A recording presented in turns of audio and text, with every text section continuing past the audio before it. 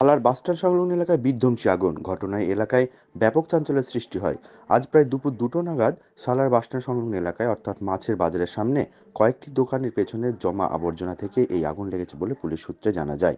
আজ দুপুরের দিক করে সালার থানা ভারপ্রাপ্ত আধিকারিক কাউসার হোসেন মণ্ডল যখন এলাকা ঘুরছিলেন, মাছের বাজারের কাছে এসে দেখেন ব্যাপক ধোঁয়া। সঙ্গে সঙ্গে নেমে আশেপাশের দোকানের মাল বের করতে ও আগুন নেভাতে সঙ্গে থাকা পুলিশ কর্মীদের লাগিয়ে দেন। সেই সময় সালার বাসস্ট্যান্ড সংলগ্ন এলাকার যুবকরা আগুন নেভাতে ঝাঁপিয়ে পড়ে।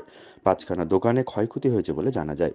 3খানা ফলের দোকান, একটি কাপড় ও একটি সেলুনের দোকানে অল্প বিস্তর ক্ষয়ক্ষতি হয়। দমকল বাহিনী আসার আগে আগুন নিয়ন্ত্রণে আসলেও পরে আগুন আবার একটি দোকানে ভয়াবহ রূপ নেয়। দমকল বাহিনী, সালার থানার পুলিশ, এলাকার যুবক বৃন্দের যৌথ প্রয়াসে শেষমেশ আগুন নিয়ন্ত্রণে আসে। কোনো হতাহতের এখন পর্যন্ত খবর পাওয়া যায়নি।